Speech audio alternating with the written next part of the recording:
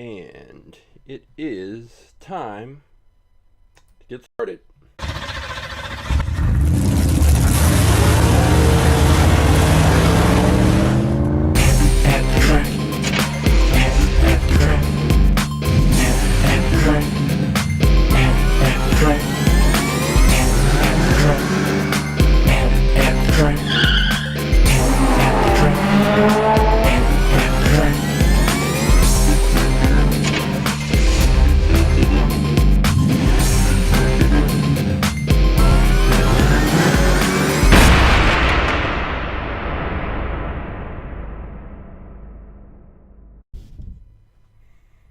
Hey, welcome to At The Track Live. My name is Coach James. I am the creator and lead instructor for All About Aerodynamics. You may be asking yourself, what is All About Aerodynamics? Well, All About Aerodynamics is a science program where I use Hot Wheels cars to teach kindergarten through 6th grade students about a range of science and physics related topics, including but not limited to friction, force, aerodynamics, drag, lift, Isaac Newton and his 3 laws of motion, kinetic energy, potential energy, elastic force, a whole range of topics. After we have covered the science topics and conducted experiments to drive home those concepts, then and only then do I bring in about 400 different Hot Wheels cars, and each student gets to select a Hot Wheels car they think would be fastest in a series of races based on everything that they've learned in the class.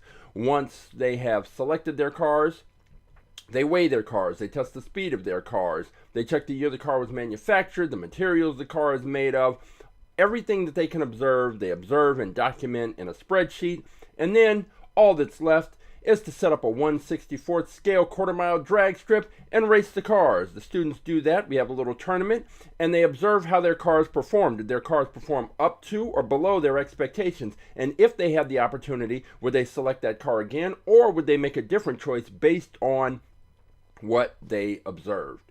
In the end, we learn science and we have fun with Hot Wheels cars. What could be better? If you would like more information about our science program, All About Aerodynamics, all you have to do is go to our website, aaAerodynamics.com, or you can find us on Instagram at aaAerodynamics, and all the information you need to contact me is in the bio, and we can figure out how to bring our program to your school or your organization or your special event. But this is not all about aerodynamics. This is all about aerodynamics presents At The Track Live. So what is At The Track Live? Well, before I can bring in all of those cars for the students to use, I have to make sure that I have them properly cataloged, labeled, and in the right place so that I can make sure that I've put the cars back in the right place and ready to use for the next group of students without getting them too mixed up. Because right now, I said that I bring 400 cars in for the students to use, but in our fleet, as of right now, we have 933 different cars in the fleet. 933 cars. And today, we're going to be adding more cars because I have a bunch of cars in storage, like crates of cars that I haven't opened up. They're in storage, and I am going to before I can bring those in for the students to use, I have to make sure that I've cataloged those. So this is my opportunity to do that in kind of a fun way. So what I do is go into storage, grab a bunch of cars, bring them out, crack those open. We'll take a look at those. I'll take a picture. I'll shoot a little video. We'll do a little quick review. And then since the track is already set up, then we'll have a little mini tournament. See which of the new cars is the fastest. But wait, there's more. You have the opportunity to participate, which is why it's At The Track Live. All you have to do is go to AtTheTrack.live, and you will be taken to our website, and you will have 3 options. One is the YouTube stream link, one is the Twitch stream link, which you don't need because you're already here. But the third link is the most important link. That's the one that says choose your car. When you select that option, you will be taken to this page. And on this page, you will see all of the cars that are currently in the All About Aerodynamics At The Track Live fleet listed, cataloged, named, numbered, everything right here. All you have to do is find the car that you think would be fastest and take the number of that car, drop it in the chat. I'll pull the car, and then we will find out if your car is in fact the fastest. We have every type and kind of Hot Wheels car that you can imagine represented here. We have cars from the 70s, 80s, 90s, 2000s. We have cars that are character cars. We have cars that are, we have this one that's a tank. We have cars that are designed after boats, airplanes, trains. We have cars designed after surfboards, or skateboards. We actually have a skateboard car. The Skate Grom is in here. Whatever kind of car you're into, if you're into real cars, cars designed after actual cars, then we've got those. Here's a 63 Chevy right here. If that's your thing, you could pick that. We have cars that are designed after dinosaurs, cats, whatever you can imagine.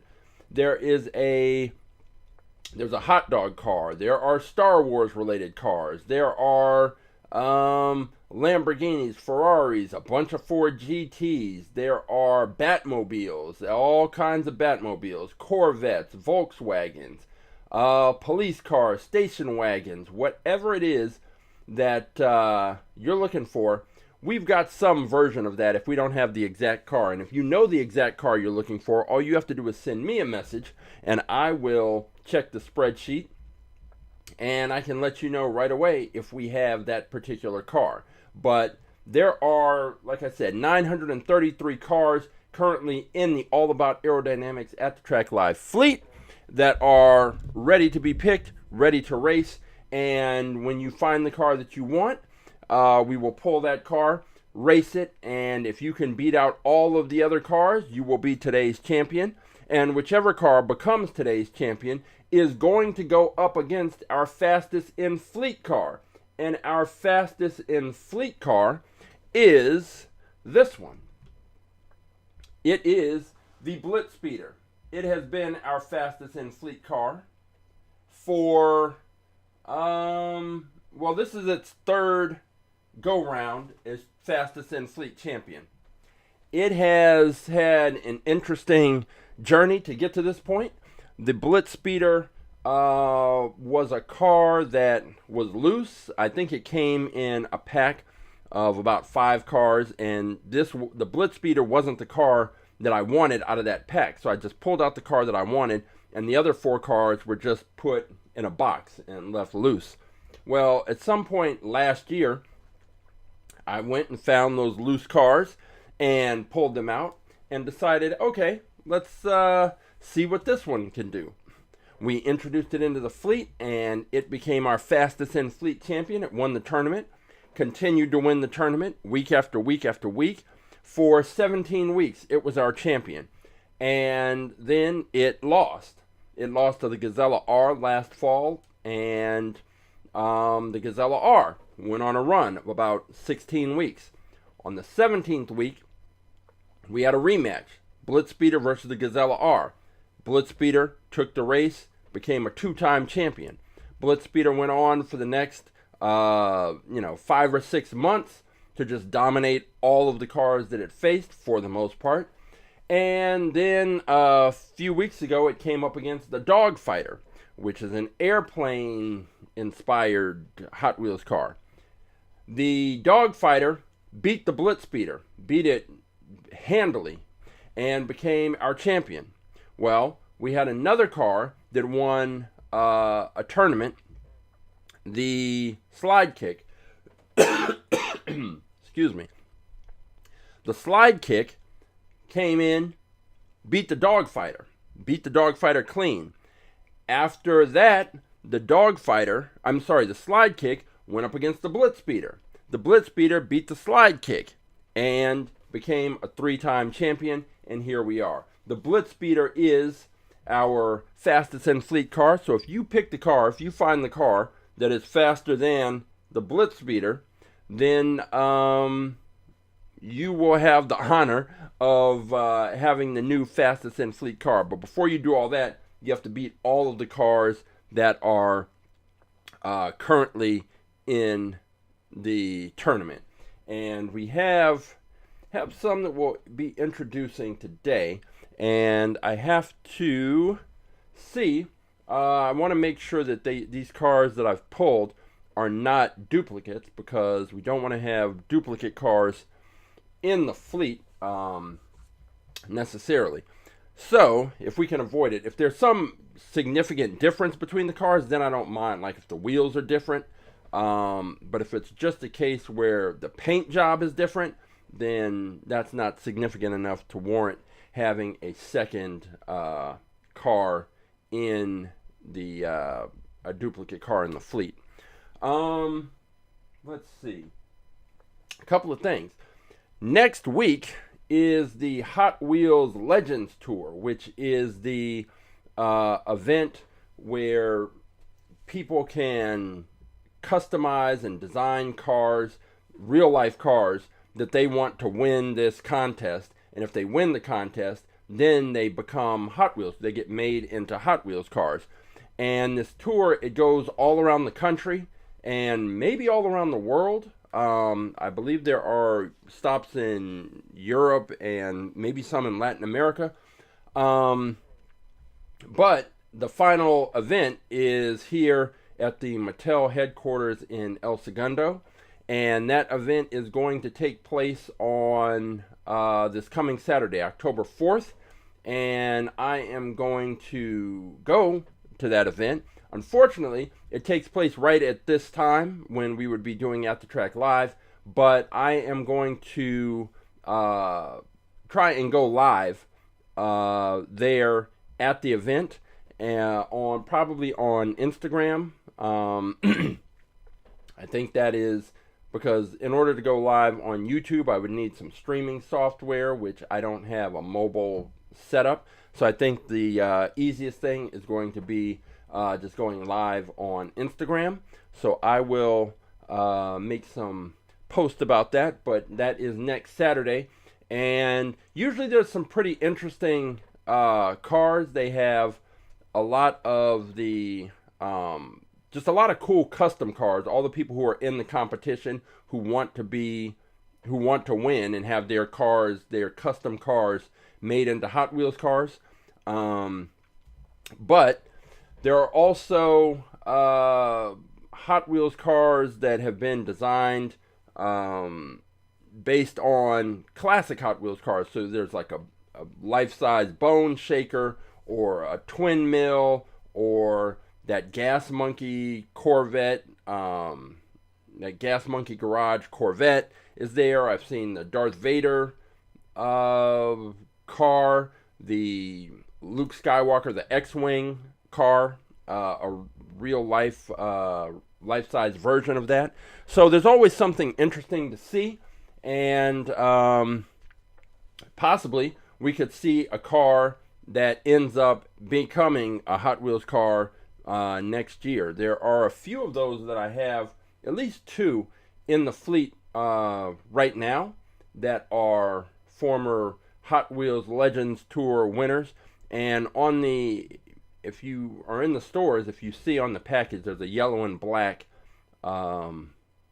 logo for Legends Tour winners. So that is happening next week. So we won't be up here, or maybe I'll have to do it at a different time or something. I'll work it out during the week, but that is what is happening. So let's see. We have cars to get to, and there is. So let's see. Check out this one. This one, I'm pretty confident that I have one of these in the fleet already. But you never know. I picked this one up. It is a 67 Shelby GT500, and I am going to check the spreadsheet to see whether or not I have one of those in here, because like I said, I don't want to have duplicates. And this is a 67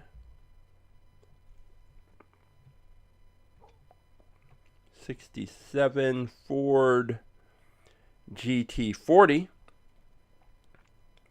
We have a 67, we have a few 67s. Oh, I'm looking for the Shelby. 67 Ford Mustang Coupe, Ford Mustang GT, 67 Hemi Barracuda, 67 Lotus Type 49, and we are good. Let me check 1967 just to make sure, because those do come in listed differently. Nope, nothing there. All right, so then we are going with this one, the Shelby GT500, and let's see, it says celebrate the Mustang 60th anniversary with an all-star stable of pony cars. So whenever this came out, it was during the 60th anniversary of the Mustang, and I guess that's what we had. So let's crack this open and see. Hey, Roughshod, how you doing? We are looking at this one. All right, let's see what this one weighs in at. This is coming in at 37.8 grams, so it's a little heavier than what we would usually be looking at. So let's go ahead and switch over, take a closer look at this one. The BlitzSpeeder is 32.4 grams. And let me slide this around. I'll just go ahead and take the video first, and we will see. Check this car out. Here we go. I mean, it's pretty standard. I think it's a little narrow, so there's a chance that it might bounce around the track a little bit, but otherwise I think it's pretty solid car. Nothing that I see.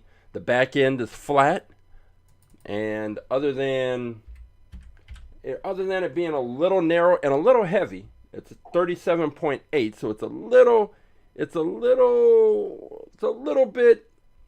little bit past and beyond the sweet spot, which is about 32 to 36 grams. But,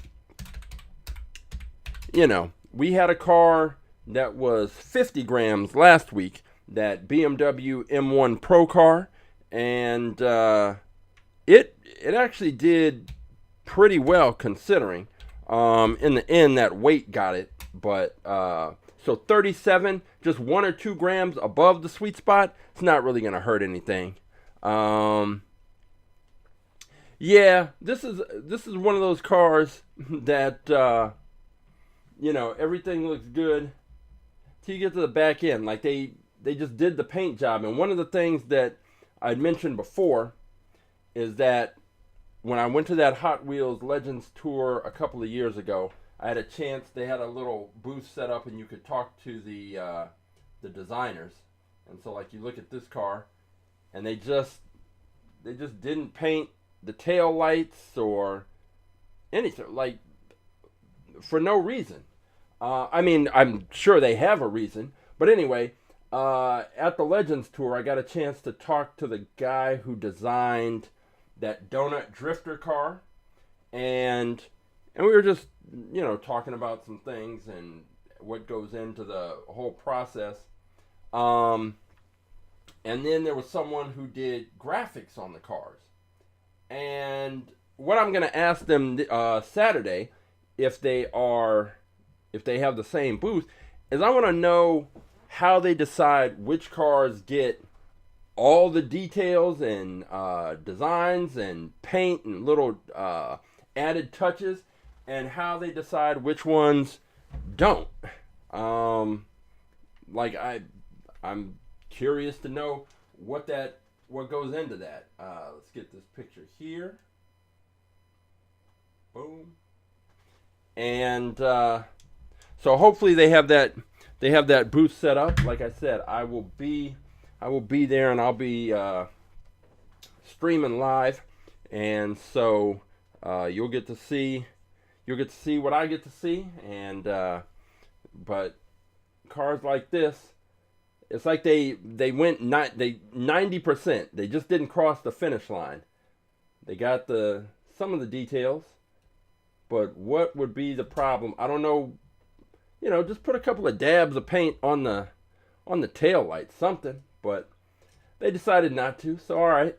But we have that car in our fleet now. It is the '67 Shelby GT500, and that is going to be racing today. We have the first timers get all the details. It's probably something like that. But then sometimes you just see cars where they were already putting the details in there. Like they have a lot of details, and like that one.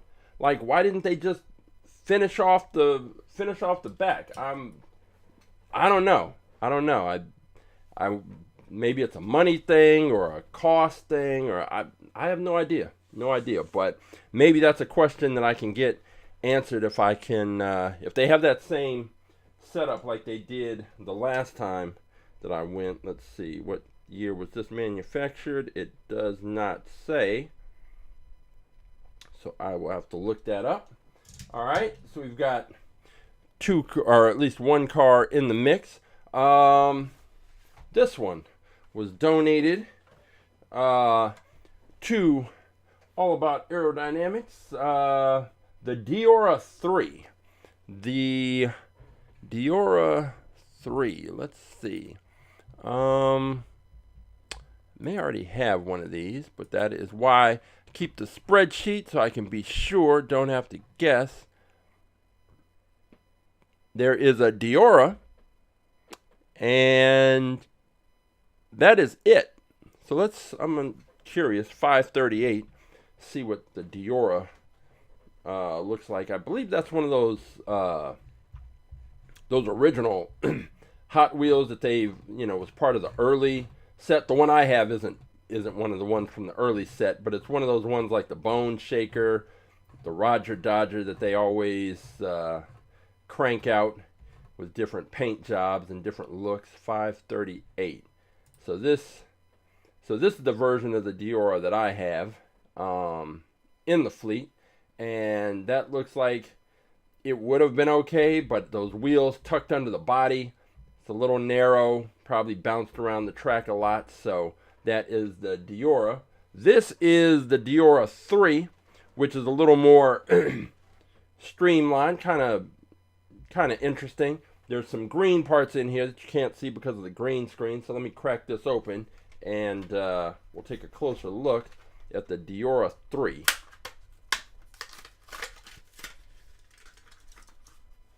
All right, see what this thing weighs. Coming in at 36.1 grams is the Deora III.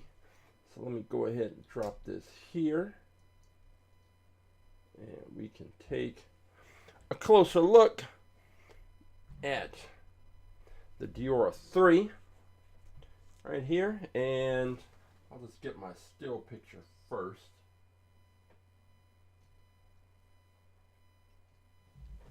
And lock in that focus.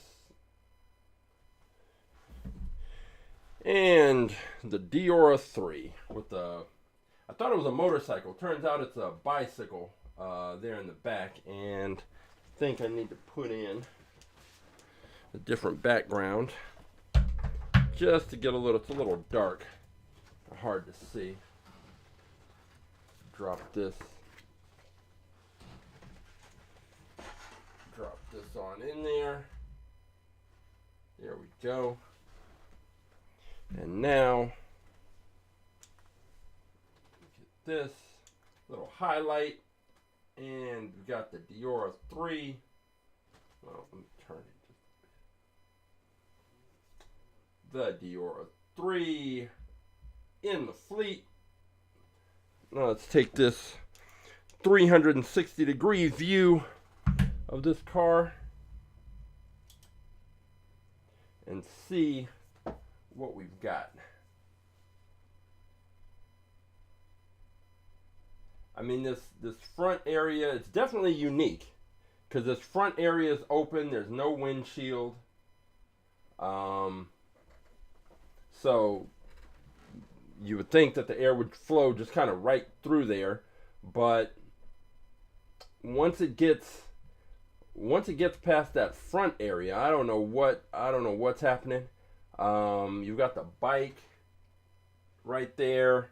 I don't know if I think that's a surfboard on the other side, and I don't think those two things will impact the overall performance, but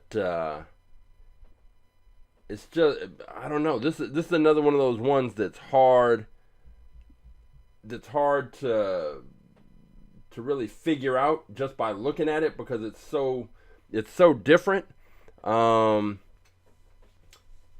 back end, I don't know what's gonna happen. Like I can definitely see a case where that airflow and that air sort of gets trapped in that back area and just works to slow it down. Anything that's going to get in the way of the air just being able to flow from front to back is not going to be helpful.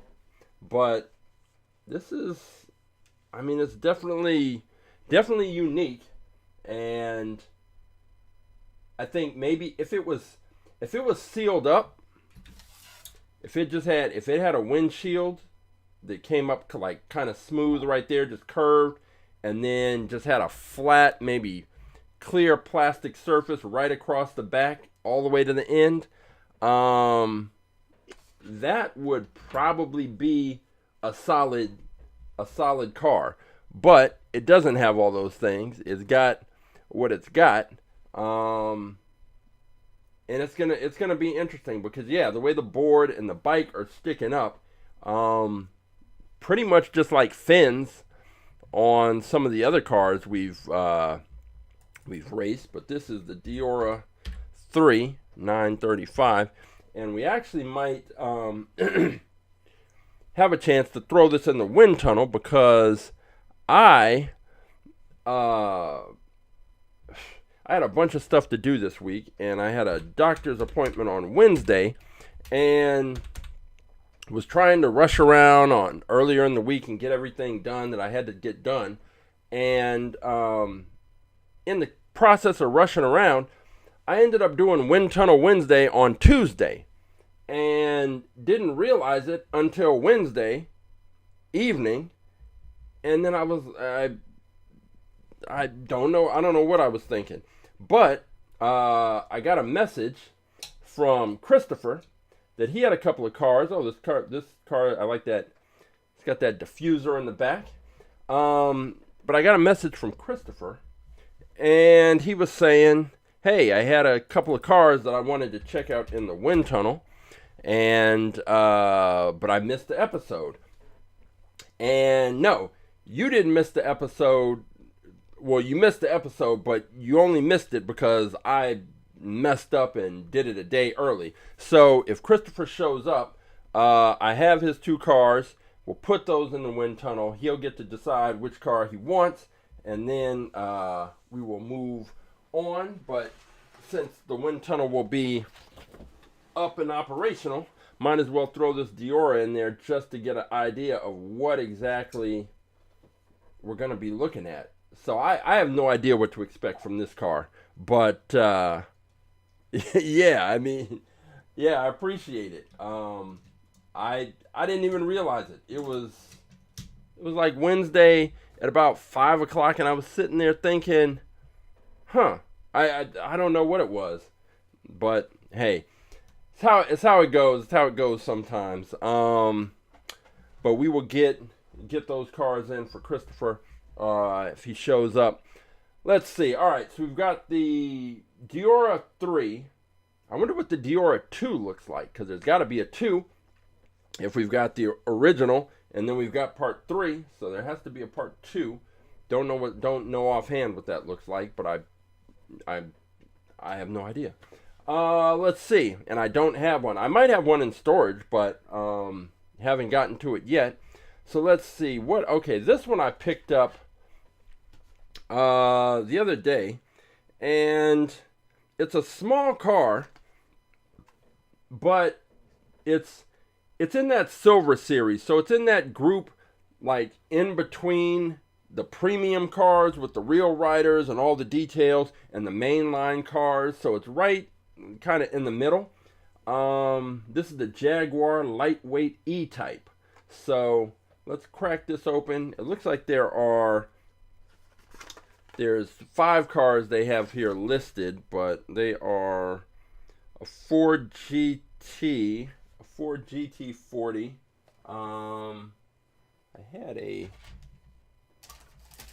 Don't know where I put it. Yeah, let's see, a Ford GT40, a Nissan Skyline, a Porsche 911, and a Fiat, some kind of little Fiat. But we've got the Jaguar Lightweight E-Type. So let's crack this open. It feels heavy. I mean, the packaging feels heavy, so this might be all metal. I don't know. And the little thing in the back, National Icons, is the little branding on this. So this car is all metal, so it's unique. Usually we get plastic either on the base or plastic on the body. And with it being all metal, it's coming in at 42.3 grams, which is a lot. And that is not going to be the ideal weight. Let's go ahead and take a look at this thing. And the original Deora probably has a better coefficient than the 2 or the 3. I haven't seen, I mean, maybe I have seen the 2 and I just don't, I don't remember exactly what it looks like. That original Deora, yeah, we took a look at that and definitely seemed to have a better aerodynamic profile than this Part 3. But Part 3 is such a weird, odd car with so many open spaces that I'm really going to be curious to see what it actually does on the track. And that'll be coming up. Let me go ahead and get this video of this Jaguar, which again, it's a smaller car as far as size, but the fact that it's metal on metal brings that weight way up. And it's not, we've had smaller cars all metal that weigh a lot. I'm thinking like the Chaparral 2, and there was another one in there. They were smaller cars, they were all metal, they were heavy, but the aerodynamic profile kind of worked to their advantage, and they did well on the track. But again, with the weight, ultimately your gravity is going to get these cars. And with the heavier cars, we saw it with that BMW M1 Pro car last week, that you can have a heavier car, but ultimately the cars are all getting the same amount of force pushing them out of the launcher. And because of that, we know that a heavier object needs more force to be moved greater distance.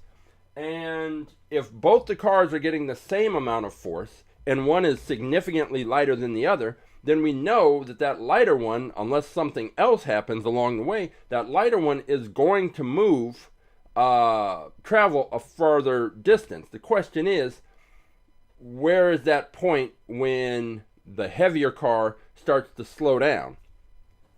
On our track, it's usually the back third. And when the cars get to that back third, it's the same thing. We see it all the time. One car looks like it's speeding up and passing the other car. And we know that the cars are not gaining speed because it's a flat drag track. So they're losing speed as they are moving down the track. It's not a gravity track, so they're not gaining speed. They're never going to be faster than they are when they're coming out of the launcher. From that point, they're losing speed, and gravity, friction, and drag are at work. So when we see the one car speeding up to pass the other one, it's not that. It's that the one car is slowing down more significantly, and the other car is maintaining a higher rate of speed, and it looks like one's gaining speed and passing, but that's not what's actually happening.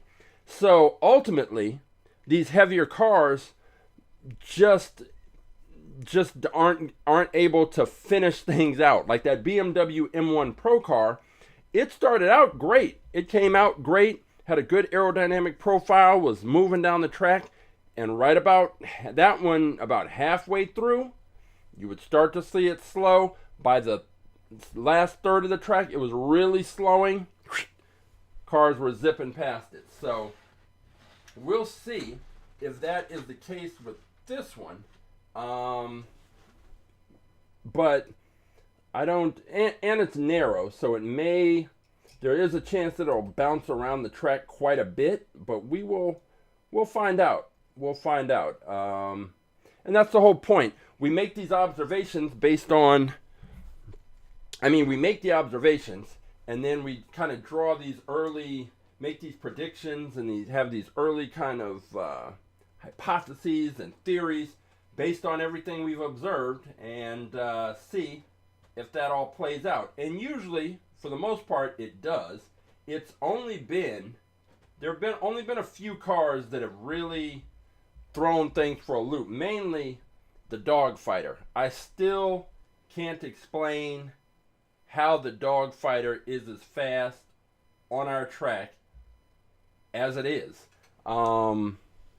It's one of those cars that just breaks the rules, and everything we've observed, everything that we kind of know about the types of cars that are successful on the track, the Dog Fighter just throws that right out the window, and it's hard to explain, but it's exciting. It's the reason why, of those 933 cars that we have in the fleet, you never know. There's got to be, I think, there's always got to be one faster than the one that we're looking at. Let me check the year this was manufactured. It is 2018. So right now we have the Deora III. We have the Jaguar Lightweight E-Type. It's funny, it's the lightweight E-Type, but it is the heaviest car by far. And we have the 67 Shelby GT500. All of those are entered in. Roughshod made his pick on Wind Tunnel Wednesday, which for some reason, because I wasn't thinking, happened on Tuesday. So we've got his car. We've got a couple that Christopher has lined up. And if anyone else wants to select a car, just go to AtTheTrack.live, select the choose your car option, and you will be taken to this page. It has all 933 cars currently in the All About Aerodynamics AtTheTrack.live fleet listed, catalog. There are pictures. You can click on it, see the reflection, see if it is metal on metal, metal on plastic, plastic on metal, whatever it is. This is this Jet Threat 4.0. That is a car that has been picked. One of the students, he tucked those wings, expand out. They fold out. He tucked those in, and I believe this car did pretty well. But it is metal on metal, so it has that extra weight. So a lot of this comes down to matchups, and if the cars get the right matchup, then anything can happen.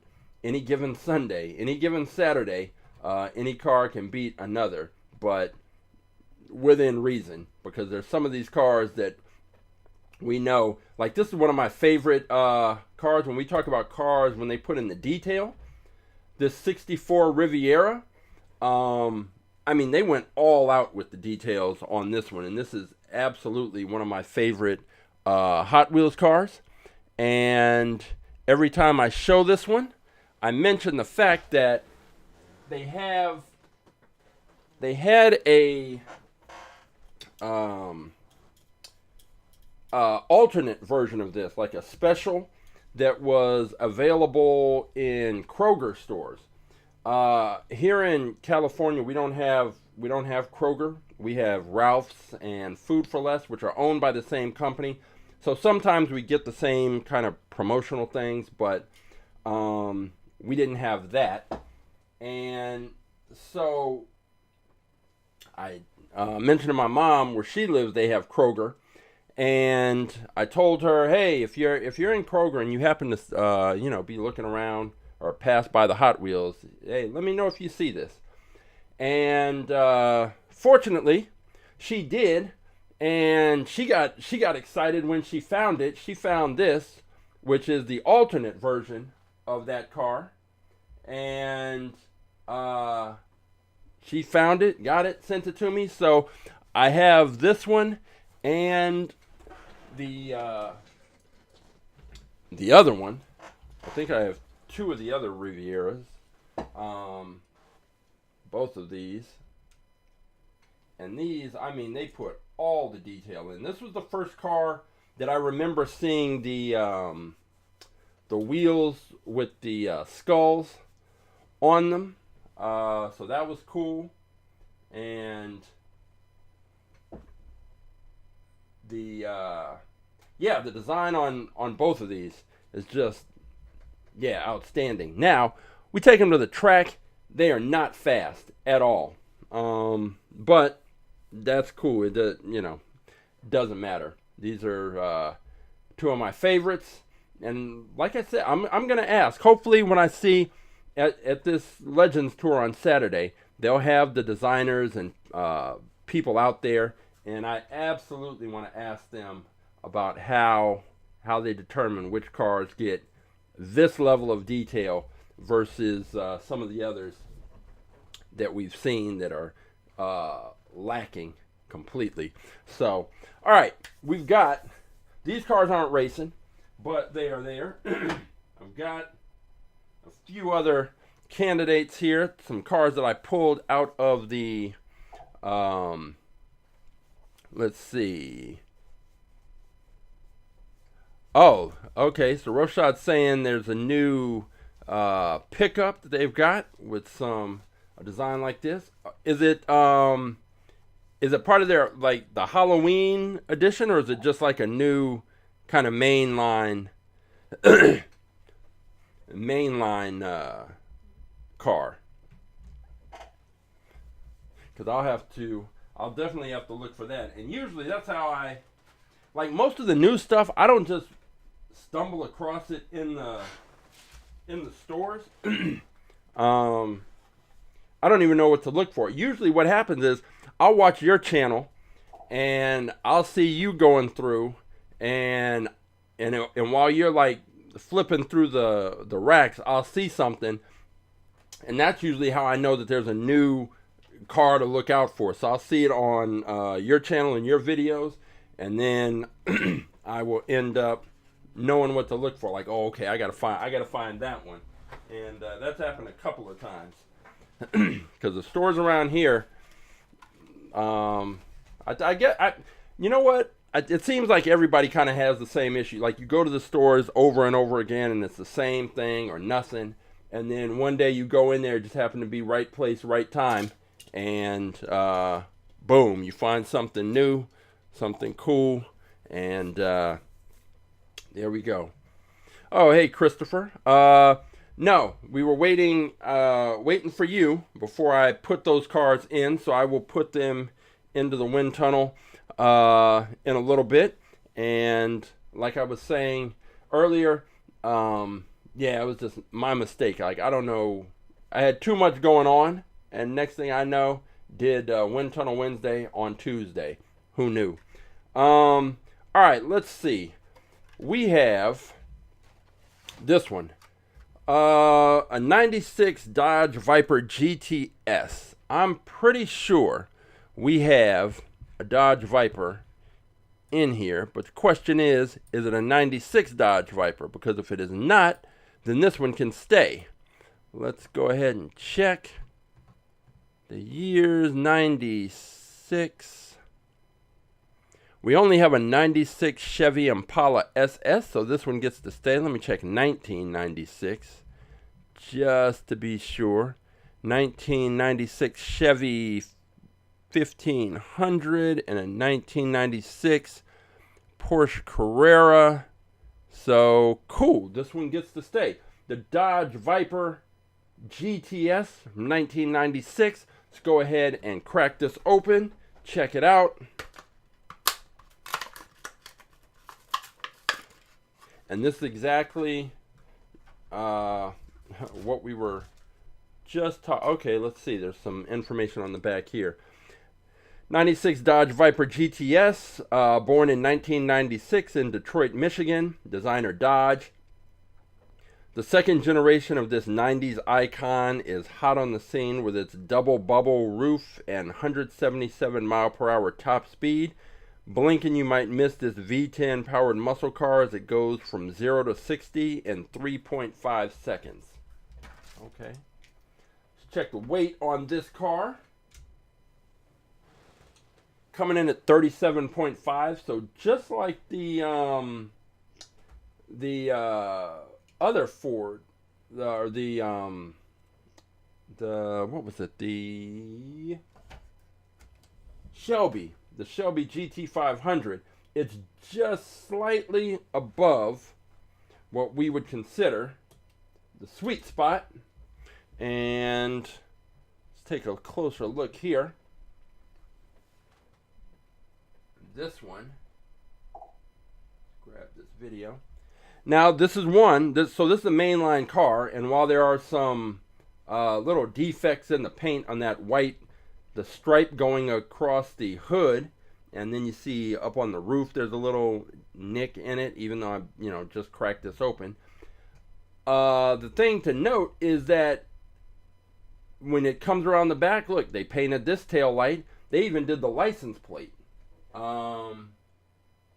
It's got the Viper logo on there, tail lights painted, headlights painted, racing stripe coming all the way across the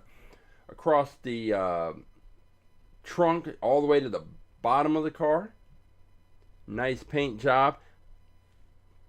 Those little defects in the racing stripe do stand out against that dark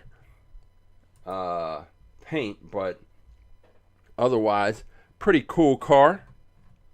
And the weight, it's not too heavy. Look, they even got the little Dodge logo right there. They did the headlights, everything. So it's just interesting. Some of these are just so deep, and this is just a mainline car. There's nothing so special about this. And yeah, micro air. The windows are up, so that's gonna help. And we've definitely seen that. That's been another observation, that cars that have either open cockpits, open windows, no front windshield, they end up in a situation where what we can only assume from the observations is that they're basically trapping that air in, and that drag is the thing that's most key, because as an object moves faster through the air, it is going to be impacted by drag. Like, drag becomes more significant the faster these cars travel. Yeah, and those openings, it just works basically like a parachute, just slowing the car down. You don't want anything to impede that airflow. And that's one of the reasons why when we put the cars in the wind tunnel, we see that the BlitzSpeeder has been so successful, because the shape and design, there's nothing to impede that airflow. That air flows right across the top, across the hood. The windshield is at a low angle. Windshield, roof, roof line doesn't drop off, goes right into that tail. And yeah, so any cars that can minimize the impact of drag, just like in the real world, are going to perform better. And I always say that if you look at those videos or any kind of thing with those supercars and those hypercars, they are all have little spaces and canards and dive planes, and everything is designed to direct that airflow. And now in some cases with certain cars, they're trying to create, especially with the wings, they're trying to create downforce. But again, that's still a matter of managing the airflow.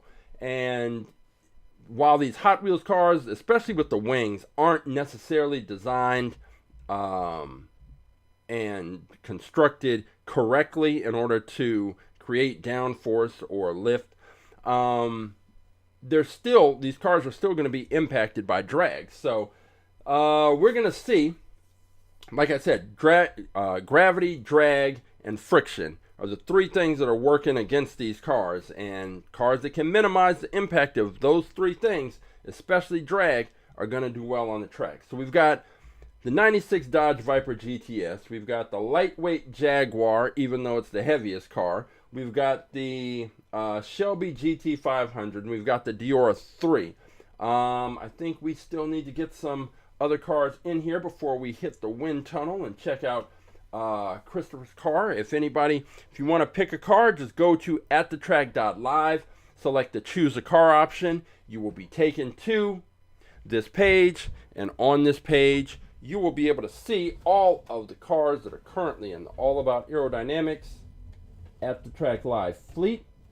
I'm just inserting the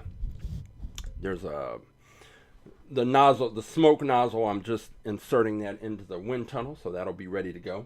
But once you get to this page, all of the cars are listed, cataloged, numbered. This is what we've got, and every style and type of Hot Wheels car in here. If you don't see the car you're looking for, just let me know. I will check the spreadsheet, see if we have it. Predominantly Hot Wheels cars. There are some Matchbox cars in there. When I see a Matchbox car that looks cool, I pick it up. We have light cars. We have this K truck, this Mighty K. I remember when I first saw this in the airport. I hadn't seen it anywhere else yet.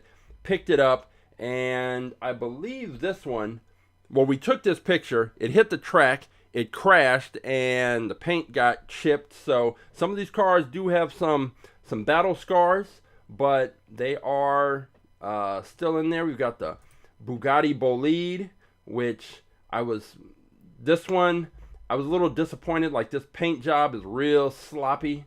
Right there behind the just at the driver's side door. But it was a cool looking car, and it was one of those things where I wasn't sure if I was going to see it again, so I just picked it up and went with it. And but yeah, all kinds of cars in here. And pretty soon I'm going to have to go back to the Hot Wheels swap meet, because that's where I find a lot of these 90s era cars that I don't already have. This one, all of these were, well, not that one. That one. This was an odd one, but a lot of these strange cars I pick up at there's a Hot Wheels swap meet here in Southern California. There's at least one that I know of. There's probably many others. This one, this Flattery, I thought this was going to do very well, but I don't remember how it finished in the tournament, but it didn't do as well as I was hoping. But just unique, strange cars. And I don't want every car to be a Ferrari or a Porsche or a Lamborghini. We need some variations in there. The Speed Slayer. This is the red Speed Slayer. We have another Speed Slayer that has different wheels, so it was okay to have duplicates in the fleet. and we had a Speed Slayer versus Speed Slayer showdown. And I think on our Instagram, on the Instagram page, there's a thing with Slayer where we took the Slayer logo from the group and put the Speed Slayers in there and did a whole thing. And at some point, if I start making merchandise and T-shirts, I'm making the Speed Slayer shirt with the Slayer logo, the Speed Slayer logo that I made for that showdown. But hey, we've got all these cars, 933 to choose from, and there will be more added after today. So let's see, what car are we going to get into next? How about we go with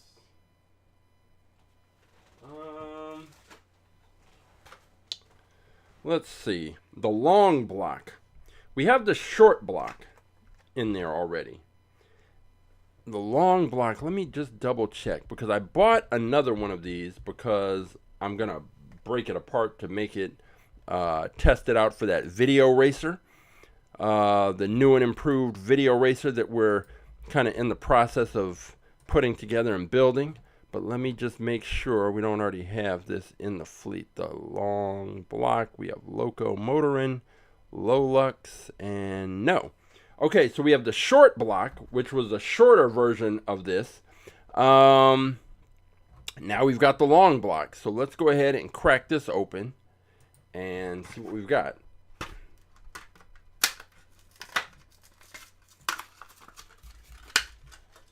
First of all, let's see what it weighs. Doesn't feel too heavy, feels pretty light. It's coming in at 32.5 grams. So while it's aside from the Deora, it's probably one of the bigger cars that we're looking at today. It is not all that heavy. So we've got the Long Bloc. And I think as of right now, with the cars that we have been looking at, I think this one is probably, of those cars, this one would be my pick to take the race today. But we haven't taken a look at the viewer pick. So let's see. This is the Long Bloc, and it's got that, you can see the kind of texture on the side. It's got the wood panel, it's got some grain in there. And hey, Never Ending, how you doing? 201, got you. And I will pull that car, and we'll see what it is. Now, Never Ending has the distinction of being the person to take down the BlitzSpeeder, to actually go with the dogfighter. I know that Christopher encouraged it, and he decided to pull the trigger and went with it. And the dogfighter, like the ultimate sleeper car, threw off the whole, just threw everything into total chaos and disarray. But I believe Never Ending also picked the Turbo Rooster. He's picked the that tank with the 6 wheels. So I'll be curious. I'm going to take a look after I get this picture and see what we're looking at as far as his latest pick. And I don't know. Let's see here. Get this and get this picture of the Long Bloc. This sort of, I don't know if this is supposed to be a station wagon or what this is, but it's unique. Now, one thing that I am noticing is with this hood, or this, I don't know, this open area, the air is going to go into this area. but there's no opening. There's no opening in the back for it to come out. So it seems that this would just trap air in and create a bit of a problem for this, but we will see if that comes off. That does not come off, so that is what we're looking at. And I don't think I took the still picture of this Jaguar, so maybe I did, but better to have it. And matter of fact, I don't think I did, because I would have put this behind it. Alright, let me just get this. It may be a duplicate, or it may be me remembering to get the picture of the car. Alright, so let's see. We have the lightweight Dodge, or the lightweight Jaguar, even though it's the heaviest car. We have the Deora III. We have the GT500, that's Shelby. We have the Dodge Viper and the Long Bloc. So we have, and this is actually, looking at this, the plastic even has like a kind of wood grain texture to it that you can see right there. And on the sides. So that's kind of cool. And it's got the E. I guess this is one of the art cars. I don't know. I guess I can just look online. I'm curious to know what these art cards, like, what is it, a different word that it spells every time they do it? What does it spell? I've never bought all of the cars in the art car edition to know what they spell. So that is curious. All right, let's see. Oh, let's see what Never Ending picked. 201. Let's see what that car is. 201. See if he went traditional or did he go with a wild pick. Let's see. 201 is... Oh, wait. See, so the Electro Silhouette. Roughshod beat you to the punch. This is the car that Roughshod has picked on Wind Tunnel Wednesday, which somehow happened on Tuesday. He picked this car. It was between this and the Z-Rod, and he went with this one with the splitter down. And so, yeah, Roughshod picked this one. So if you want to throw in a different pick, go ahead. Otherwise, then you'll both be rolling with the same pick. So now, while we wait on that, I will set up. Well, it's already set up. Let me see if the camera cooperates, and we can get a view of the wind tunnel. Let's see if this works. There we go. All right. Okay. So let's see. Now okay, so he's going to go 240. Let's see what 240 is. 240.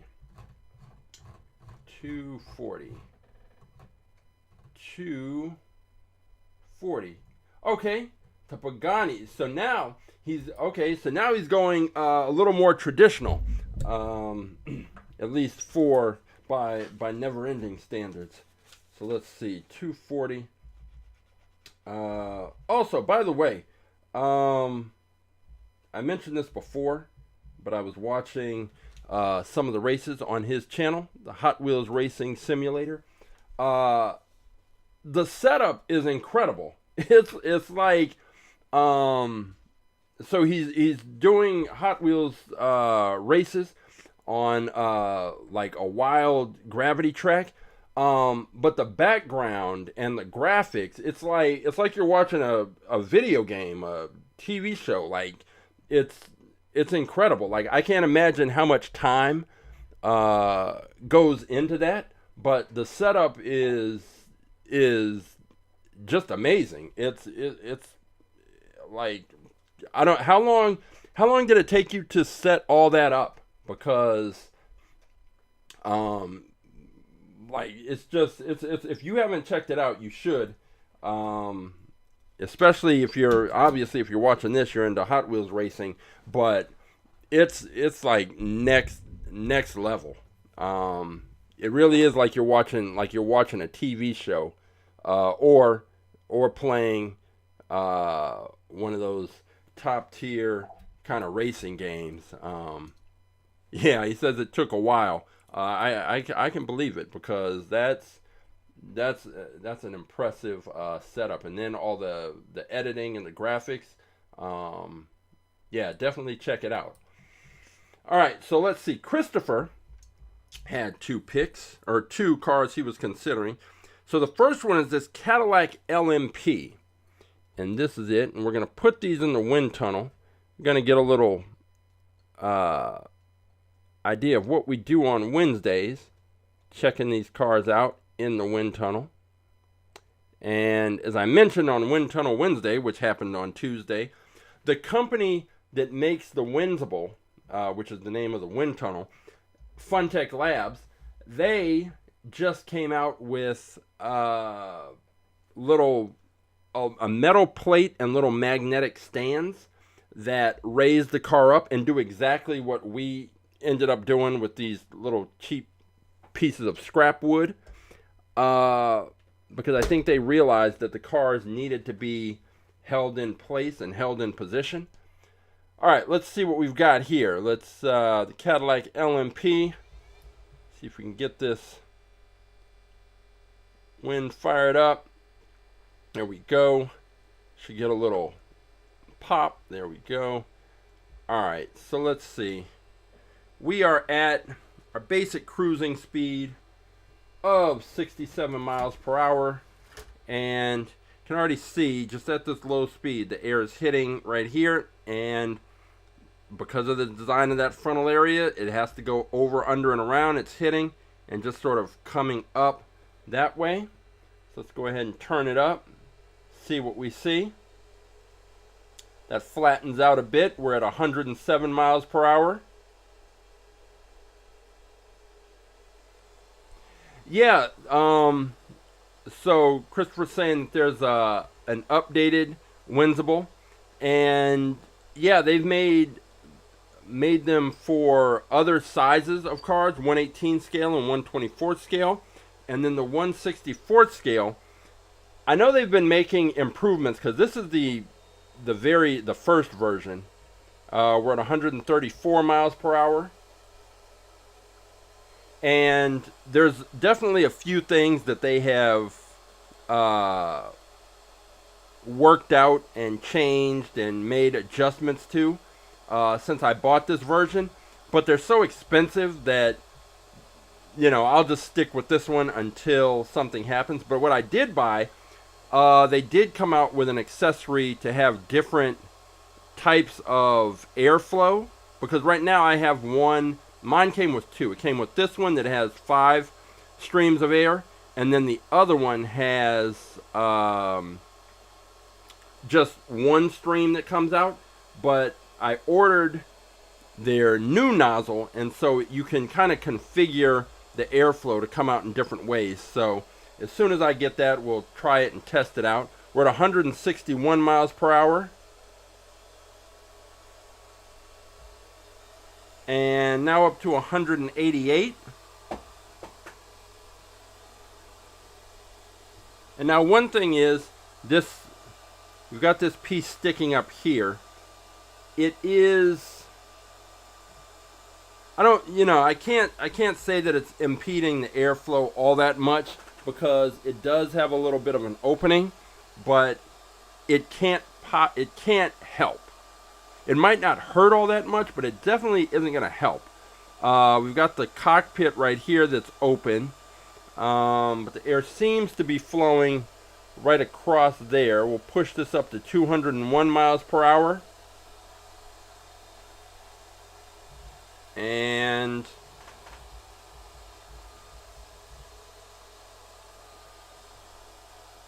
No, this is, it's not bad. We've definitely seen worse, because what we're looking for is air not following along the body lines of the car and just kind of tailing off, which ends up creating areas of lower pressure, which are not ideal. So there's that one. That is the Cadillac LMP. And that is one of the cars that Christopher is considering. And yeah, there are, well, see, that's the thing. On the side of this car here, there is this area here, but there's a plastic piece. There's a plastic piece right in there. So you're not necessarily, this isn't necessarily giving you any benefit to have this opening here on the side, because there's a plastic piece there that basically prevents the air from doing whatever it's supposed to do. Probably on the real car, this does have an impact. The air can flow through, and who knows, you know, what it's intended to do or how it's intended to direct the airflow. But I think on this Hot Wheels car, it's not so much, it's not going to be helpful, or not as helpful. With this cockpit area, you can see that right here, there's an opening at the top, but there is the seat right there. So it's going to be interesting pick, but that is one that Christopher is considering. The other he is considering is a little more outrageous type of pick. It is the Skull, is this the Skull Crusher? I think it is called. And we've got this one in there. And I've been thinking about, someone had mentioned a Halloween themed race for later in October, and I've been trying to consider cars that could be a part of that, and I think that this one is definitely in that mix. Let me make sure it's straight. Yeah. Okay, so let's go ahead and take a look at the Skull Shaker, see what we've got. This one,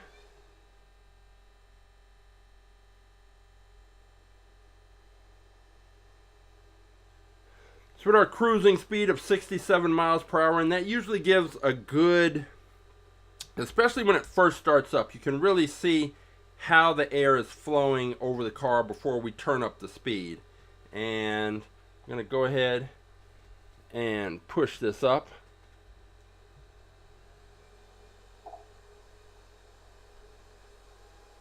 Oh, so Christopher, he's seen enough already. He's locked in with the LMP, with the Cadillac. So we can just take a look at this one, and you can still see that when that air hits the front of the car, it has to go somewhere. Over, under, and around. It's hitting in the front, coming up over the top, and then you can see that some of the air is just kind of trailing off. It's not necessarily following the body lines, but this car, it's not a solid piece. That hood, that whole frontal hood area is made up like a spine, and it's got these ridges, which you can see right there. So there's definitely not a smooth flow to this. And that's at 161 miles per hour and 174. I'm gonna grab, well, I'll let this go. Alright, so since Christopher's already decided which car he's going with, we will just let this kind of tail down. It is interesting, the airflow over the actual skull portion of this thing. But alright, so the skull, what did I call it? Skull Shaker? It's not the Skull Shaker. This is the Skull Crusher. This one will probably end up hitting the track for whatever we do with our Halloween series of races. So there we go, Skull Crusher. All right, Skull Crusher is not going to be making the cut this time around. So we have our cars locked in. That was the wind tunnel. All right, we are now going to take a look at the cars that viewers have picked, and I just need to go and grab Never Ending's car. So I am going to do that. I'm going to throw this little bathroom break. Oh yeah, no problem, Chris Wright. Like I said, it was my mistake. I can't imagine that I just did it on Tuesday, saying Wind Tunnel Wednesday, but whatever. Got it done. I'm going to go grab Never Ending's car. I'm going to put up this little bathroom break music. It's not going to take 5 minutes. I'll grab the car and be right back.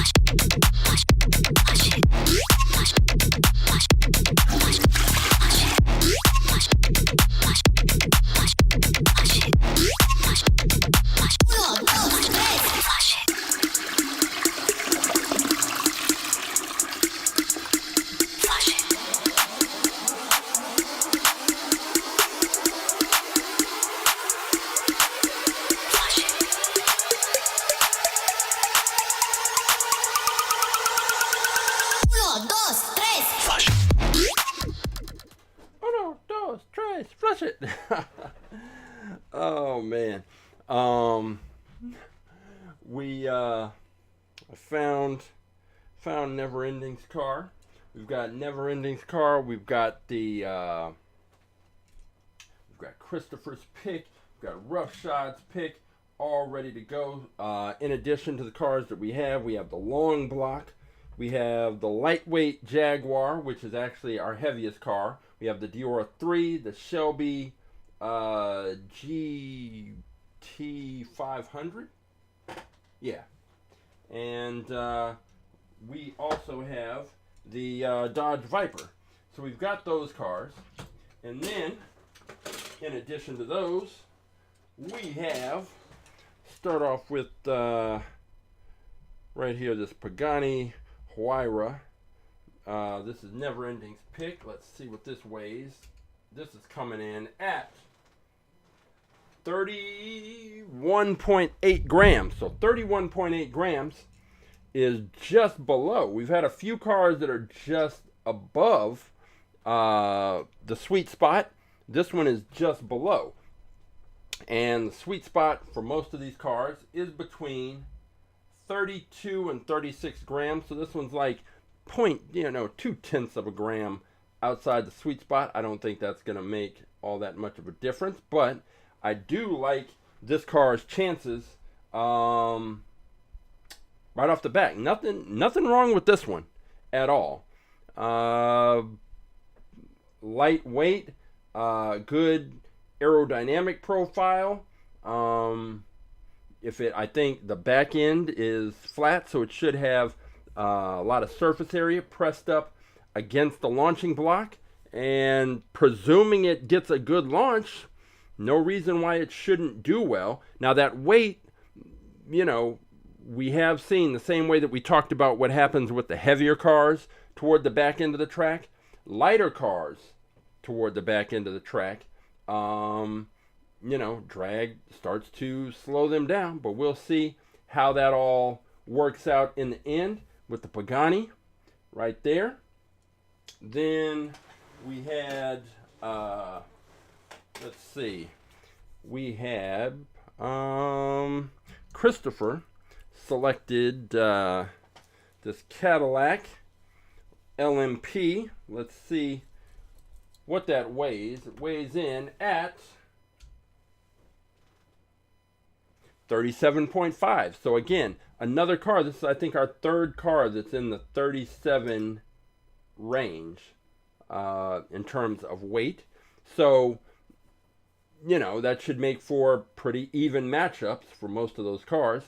And this one, it's got the wing at the back, which is raised up. There's no actual roof, but we've seen cars with kind of the wings at that elevated position get pretty good launches and do well.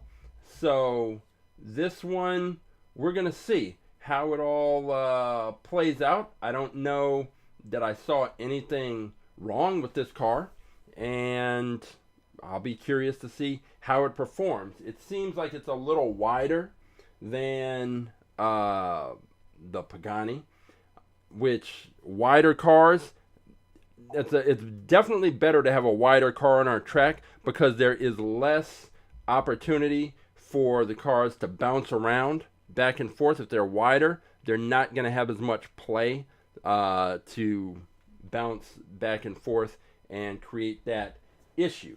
So, all right, we've got that car there. And then we have the one that was picked by Roughshod and Neverending, but Roughshod had made his call after he saw this car in the wind tunnel. The Electro Silhouette. It is it has a splitter that can fold up or be flat. Roughshod has decided to go with the splitter down, and I think this car, if I'm just picking right now, I think that the finals matchup, I'm thinking it's going to be this car against the Long Bloc. That Long Bloc, because of the weight, I think it might do okay, but that weird open drop, I don't know what it is.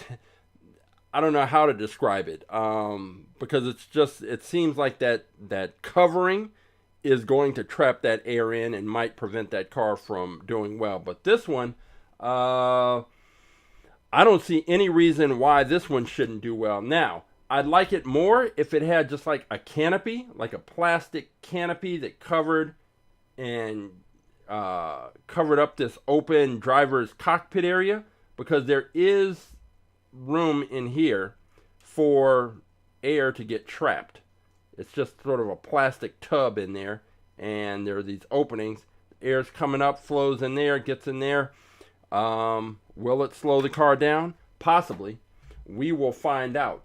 But we have our lineup of cars. We are just about ready to go. We are going to be racing these cars, and if this happens to be the first time that you are watching an All About Aerodynamics at the Track Live race, then here is what you are about to see. You are going to see our 3-camera race view, and the cars are going to start at the screen, at the top of the screen on the left. That is where our launcher is positioned. I will give a countdown, 3, 2, 1, race. I will hit the switch. The cars will come firing out of the launcher. They'll come from top to bottom. They'll pass out of the bottom of the screen on the left. They will show up at the top of the screen in the middle. They will come from top to bottom, passing out of the screen in the middle, showing up at the top of the screen on the far right. That is our finish line camera. The cars will come from top to bottom. They will pass out of the bottom of the screen, having crossed our finish line, and the winning car will be indicated with a solid red light. A solid red light indicates the winning car. The losing car will be indicated with a flashing light. The cars switch lanes after every race, and we race them down the track. The first car to take 2 races will be the winner. If a car crashes and leaves the track, that car is just not, well, it's not disqualified, not yet. If a car crashes, leaves the track, we throw out the results of that race and run it back. If a car crashes twice consecutively, then that car is disqualified. If a car crashes but does not leave the track, which has happened multiple times, unfortunately, that car just loses. If your car crashes, you want it to crash and leave the track. You don't want it hanging around upside down on its roof, midway down the track. If you're going to crash, go ahead and crash. All right, so we've got that. We've got the cars. We have everything lined up. Track's ready. So I am going to head over to the track, and I will see you there in 30 seconds.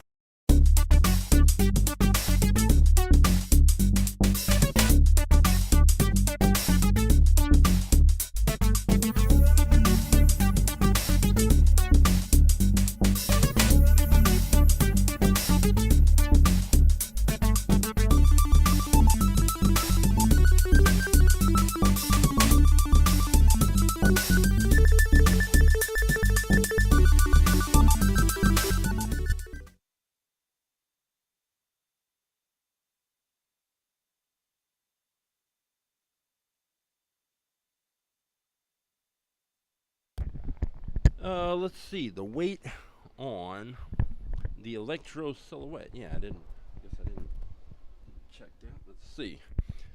Let's see what it is. I gotta come back to check the audio anyway. 1, 2. Yep, that's good. All right, let's see. The Electro Silhouette Rough Shots pick is coming in at 26.6 grams. How is that possible? Maybe, let me double check. 26.6 grams. Okay, that is what it is. So the Electro Silhouette is super light. I had no idea that car was that light. That's wild. I never would have guessed, but that is what it is. The Electro Silhouette coming in at 26.6 grams. That is wild. Okay, we are going to see. Let's get these cars lined up, and on one hand, we should go with the lightweight Jaguar against the actual lightweight car, but we're gonna see what we've got. Let's go Jaguar Viper right out of the gate. Jaguar and the Viper. This Jaguar is heavy. It's called the lightweight Jaguar, but it is not lightweight. It is the opposite of lightweight. It is a heavyweight. We are going to drop that into lane 2. The lightweight heavyweight. And this Dodge Viper is going into lane 1. The Dodge Viper that has the good paint job, but all kinds of paint defects all on the white racing stripes, but we'll overlook that, especially if this car performs well. And if I can get it to stay put in the launching block, which it doesn't seem to want to do. Alright, there we go. We have the Dodge Viper, the 96 Dodge Viper in lane 2. I'm sorry, Dodge Viper's in lane 1. The Jaguar, the lightweight heavyweight, is in lane 2. Race 1, here we go.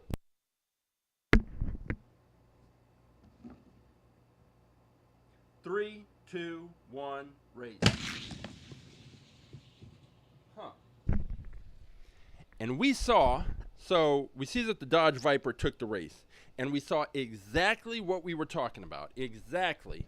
The Dodge Viper was behind in that race. That Jaguar was in the lead. And right around the back end of the track, the Dodge Viper looked like it was speeding up and passing the Jaguar. But that's not what happened. We know what happens with these heavier cars. They just start to slow down. And that is what we just saw. Get this camera aligned, right? There we go. And it happens like that all the time. It's almost like it's science at work. But we are going to give these cars another shot and switch lanes. Put this Dodge Viper in lane 2. Put the Jaguar, the lightweight heavyweight, in lane 1. And let's see. All right. Jaguar, I can't get it to stay in place, but it's important because the cars need to be pressed right up against the launching block. There we go. All right, we've got the Jaguar, the lightweight heavyweight, in lane 1. We've got the Dodge Viper in lane 2. Race 2, here we go.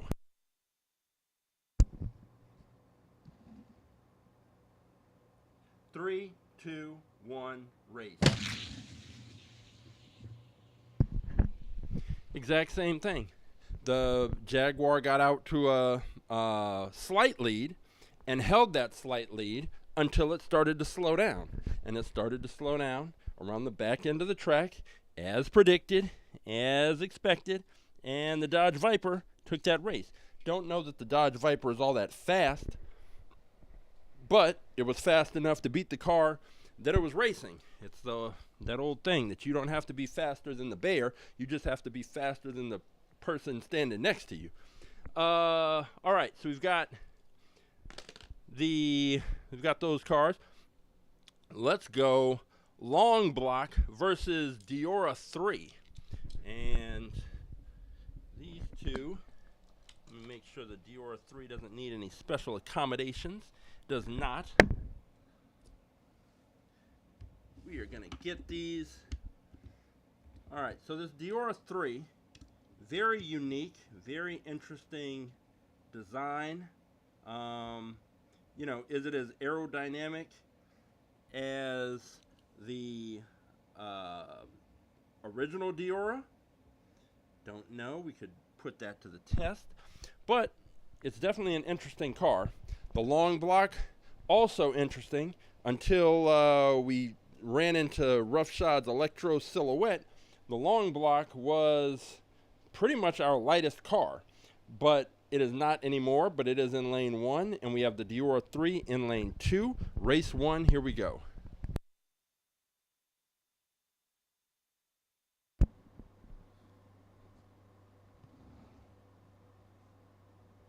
Three, two, one, race. Oh, the Deora III. The Deora III. Nice. It took that race by a long shot. Let me see. Christopher, you want to see the launcher? Oh, I'll just, I can actually, after we finish the races here, I'll just disconnect it and show you, I'll show it to you again. I'll show it today. All right, let's see. So that Deora was looking good, looking pretty fast, but that Long Bloc, I'm still not sure if that, it's almost like if this was a real car, it would be like a convertible top, and that convertible top, because there's no windshield, I think it may just be trapping the air and maybe working to slow this car down. Hard to tell. All I do know for certain is that the Long Bloc lost that race. The Long Bloc is now in lane 2. The Deora III is in lane 1. Race 2, here we go.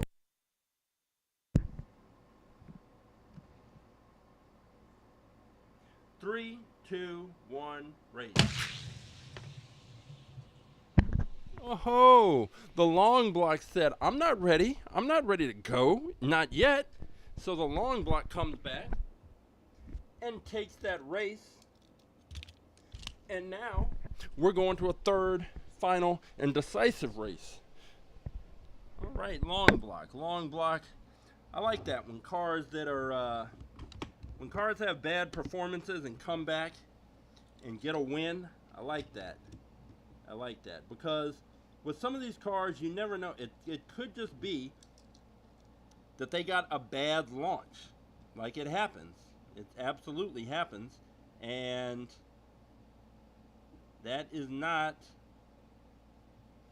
always going to be the case. So if they can get consistently good launches, then they can have consistently good performances. The Long Bloc is now in lane 1. The Deora III is in lane 2. This is race number 3. Let's see which car comes out on top. Here we go. 3, 2, 1, race. The Deora took it. Lane 2 was hot for this race, so the Deora takes it, and we'll be moving on. The Long Bloc performed well enough. It got to a third race. That's kind of big. You get to the third race. All right, let's go with. We'll just do it. We're gonna go with the Cadillac versus the Pagani. This is Christopher versus Never Ending, and we're gonna see which of these two cars comes out on top. We're gonna put the Pagani in lane 1. We are gonna drop the Cadillac into lane 2. Cadillac is a nice wide car, which should work to its benefit. It's got the wing that's pressed right up against the launching block. The Pagani has a slight curve on the back end, but it's pressed up against the launching block. So we've got the Pagani lane 1, Cadillac lane 2, race 1. Here we go.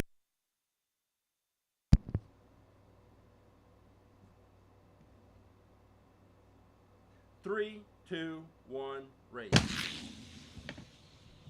Woo-hoo. That Cadillac was moving. All right, so the Cadillac took that one by a lot, and we're gonna switch lanes and see if the Pagani can come back and force a third race. But based on that, unless the Pagani just had a terrible launch, that's not the kind of gap that you just make up.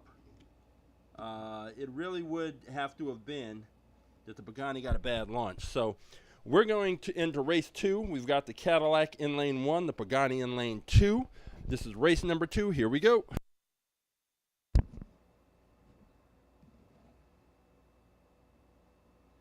Three, 2, 1, race.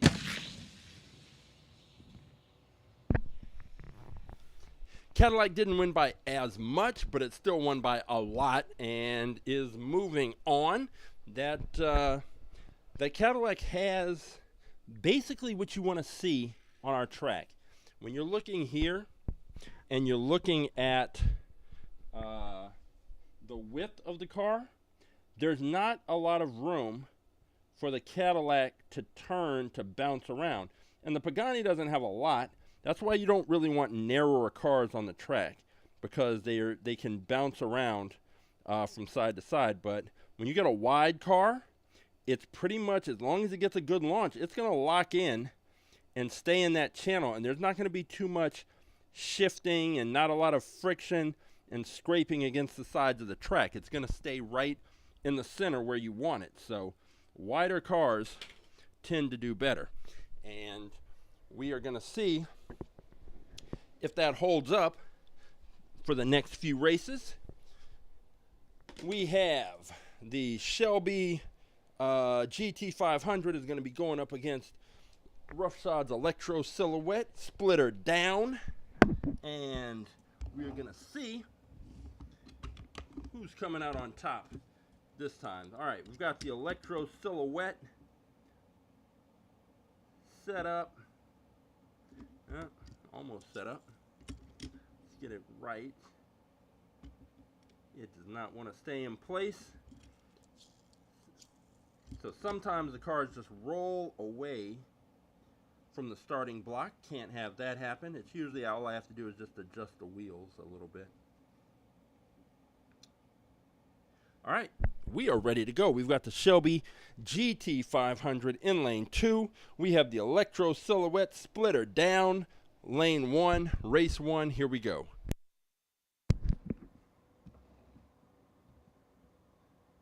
Three, two, one, race. Ooh. The Shelby, look at the Shelby trying to bounce back near the starting gate. All right, Shelby takes that one, and we're going to have to see. Now, the Electro Silhouette, remember, this car was 26.6 grams. It's so light, and it's surprising that it's that light. I never would have thought this car would be that light, but we know what happens with lighter cars. Drag impacts them and works to slow them down. And drag is operating against all the cars, but the impact of the drag on lighter cars is noticeable.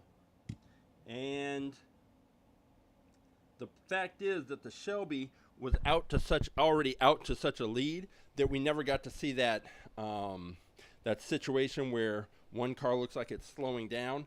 But here's another thing.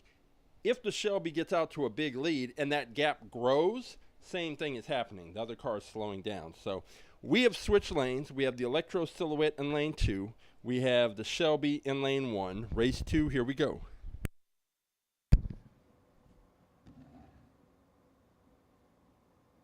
Three, two, one, race. Ooh. Shelby crashes, flies off the track. So let me grab that. Grab the Shelby. Put it back. It hit the barrier, flew up in the air, spun across the track, and landed wheels down. But it's okay.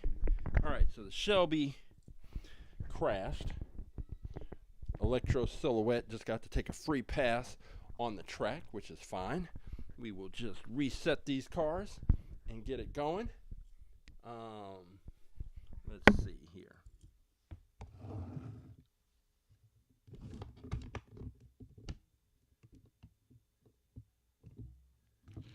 All right.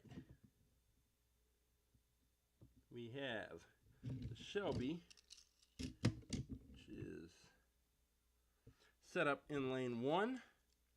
The Electro Silhouette, the 26-gram Electro Silhouette, is set up in lane 2. This is race number 2. Here we go.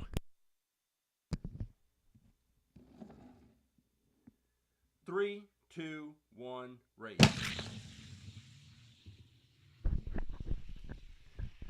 The Electro Silhouette had a lead for maybe the first third of the track, and then that Shelby just started to pull away. I think that weight is definitely, I mean, it's something that there's no way that Roughshod could have known. And I think we're all kind of caught by surprise at how light that car was.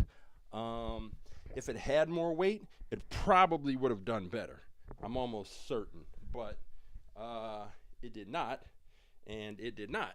And so it is going to be sitting with the others watching these last 4 cars go at it.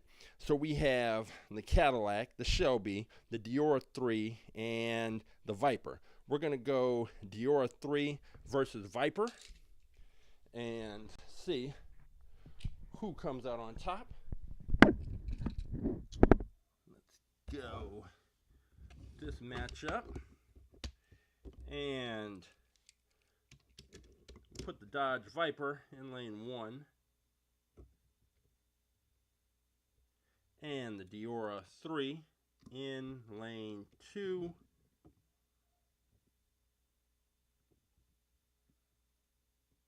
All right, and we are ready to go. Deora III, lane 2, Dodge Viper, lane 1, race 1. Here we go.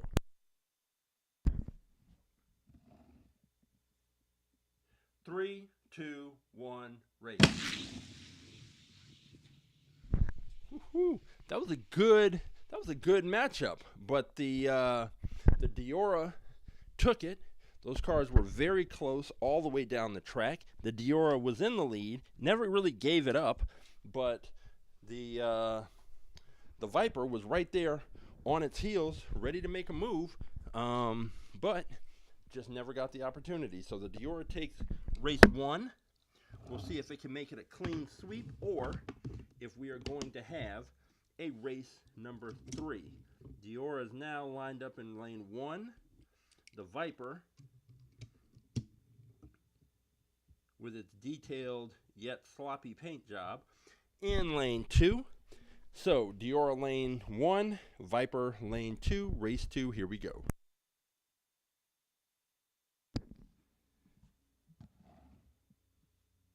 Three, two, one, race. Oh, the Viper had something. The Viper was like, I'm not going one and done. Are you kidding me? I'm not gonna have just win one set of races and then I'm out. Like, no. So the Viper took that one with some authority, and we are going to race number 3. I love going to race number 3. It's like game 7 in sports. So here we go. This is where it's all going to be decided. We've got the Deora III with its odd design, its bicycle, its surfboard, in lane 2. We have the Dodge Viper, the 96 Viper, in lane 1, and let's see what happens here. Lane 1 Viper, lane 2 Deora. Here we go.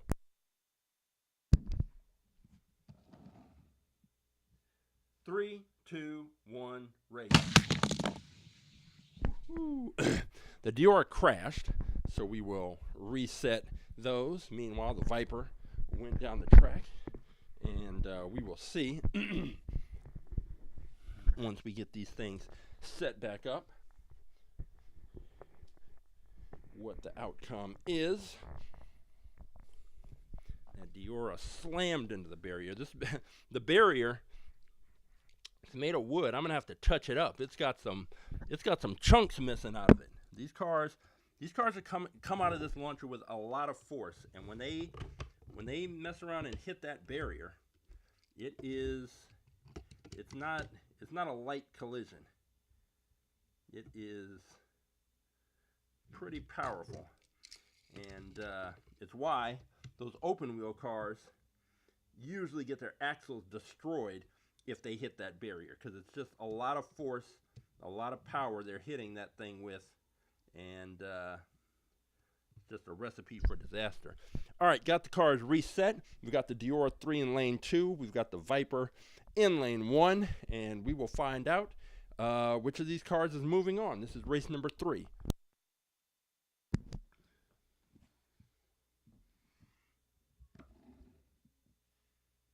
Three, two, one, race. Oh, wow. The Viper got an absolutely terrible launch. In fact, I think it rolled forward away from the launching block just as I was hitting the switch. So we're gonna reset that race, redo it, because I think, like, I pressed the cars right up against the launching block, and sometimes, in rare occasions like what we just saw, they roll forward a little bit just before I let them go. And when that happens, the cars just get kind of punched out of the launcher, and just weird things happen. They don't roll out flat, so that's no good. All right, we're going to run this back. So Dodge Viper lane 1, Deora 3 lane 2, race number 3. Here we go.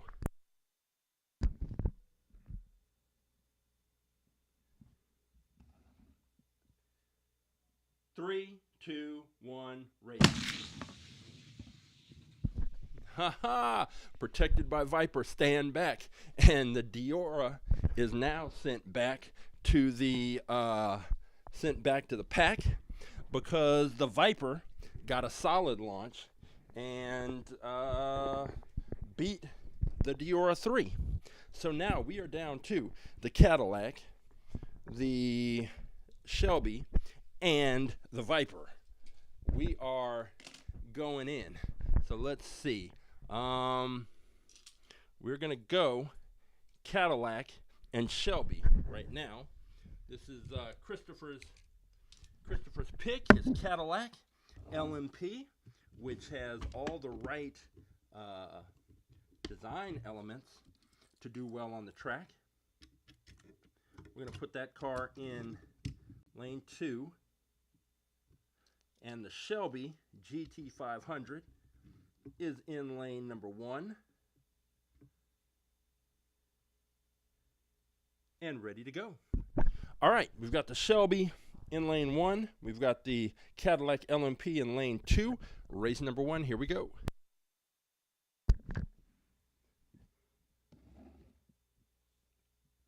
Three, two, one, race. Wow, that was close. That's one of those races where I had to look at the light at the end to see which car took it. And the Shelby came out on top, and that race was, I mean, just neck and neck. Like, I couldn't tell which car had the better performance until I looked at the light. So that's a good, solid, close race. Let's see if we can get another like that in race number 2. Set these cars up. The Shelby, kind of underrated speed. I just kind of expected an average type performance from it, but it's looking like it wants to make some noise. So we are going to line up the Cadillac in lane 1 and the Shelby in lane 2. Race number 2, here we go.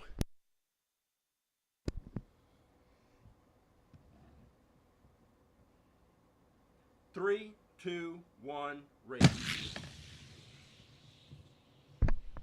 Cadillac takes it. Cadillac got a good solid launch and push. That race was not as close as the first one, but we are going to see in this third and final race which of these cars is going to move on to the finals to take on the Viper. So let's get these cars switched around one last time. We have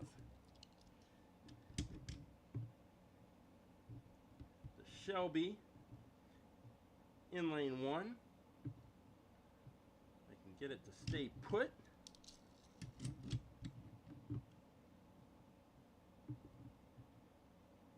And we have the Cadillac LMP in lane number 2. This is race number 3, Cadillac LMP, Christopher's pick in lane 2. We have the Shelby GT500 in lane 1. Race number 3, here we go.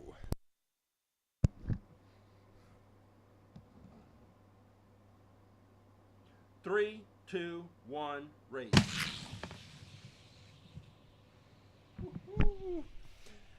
Cadillac takes it, and it's interesting because we talked about the width of the cars, and the Cadillac went down, and because it's wide, it doesn't really move around the track all that much. The Shelby got down and started bouncing around. You can see that it can turn, it can do that. It can get that far sideways, and if it does that, it can bounce back and forth, and it started to do that. And about halfway down the track, the Shelby is bouncing around from side to side, and that is creating additional friction that's going to work to slow the car down. And the race was close. The Shelby was kind of gaining, but that slowdown that it experienced because of that friction did it in. Whereas this car, it can't really move all that much because it's wide. So the Shelby can be at that much of an angle, scraping up the side of the track. That's friction that's occurring here, here, and then when it bounces out, here and here. This Cadillac can't turn. That's as far as the Cadillac can move on the track.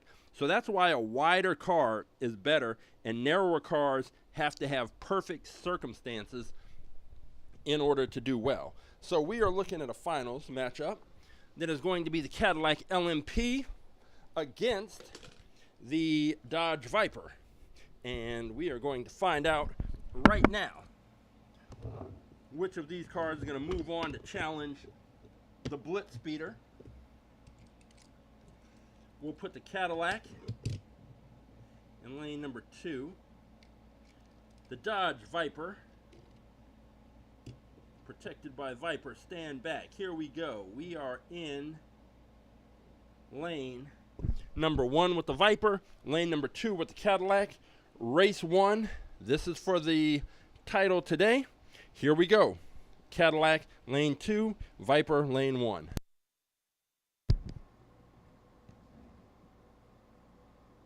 3, 2, 1, race. Cadillac took it. Cadillac is one win away from taking the title today. And I think that the fact that it doesn't have that movement. The Viper ran a good solid race and was pulling up toward the end, but there wasn't enough track left for the Viper to make any kind of final move, and it lost the race. So now we're looking at the Cadillac in lane 1 and the Viper in lane 2. The Viper has got to take 2 in a row. Otherwise, the Cadillac is today's champion. We're ready to go. Cadillac lane 1, Dodge Viper lane 2. Race number 2. Here we go.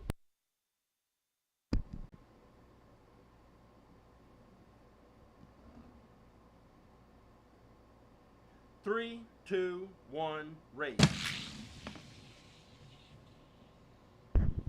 The Cadillac pulled it out. It was slowing down towards the end, and the Viper was coming on, just like in the first race, but that didn't happen. What happened was the Cadillac held its lead, held on to the win, and the Cadillac is today's champion, Christopher's pick.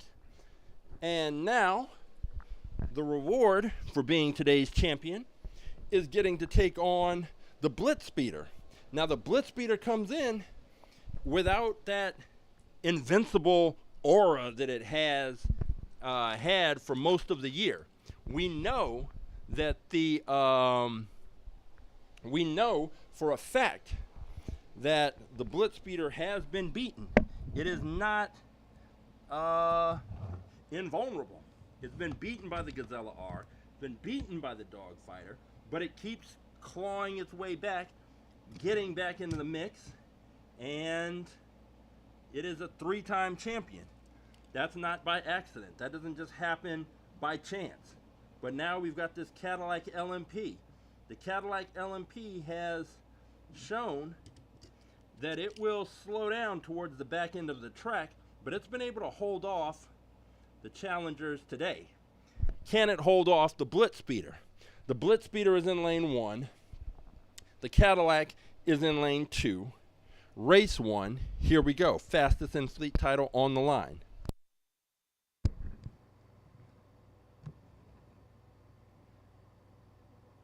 Three, two, one, race.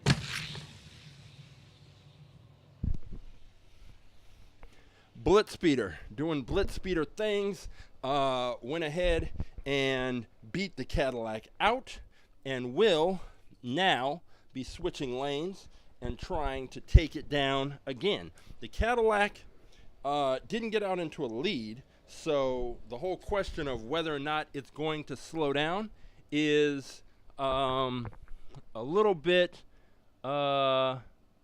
unnecessary, or I mean, it's not something that we needed to consider or think about, because it never had the lead. But it's got another opportunity. We are switching lanes. The Cadillac is going to be in lane number 1. Let's get this lined up just right. Cadillac's in lane 1. The BlitzSpeeder is in lane number 2. This is race number 2. The Cadillac needs to take 2 in a row from the BlitzSpeeder. Otherwise, the BlitzSpeeder will remain our fastest in-fleet champion. So let's see what happens. Here we go.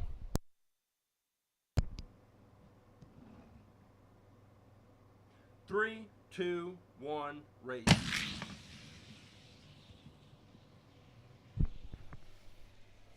And the BlitzSpeeder remains our fastest in-fleet champion. And the Cadillac had a good run, but you gotta have more than just a good run in order to beat the BlitzSpeeder. You have to be pretty special. So let me grab up these cars and the launcher and head back into the garage, and we'll take a look at the winners, the losers, and what's coming up.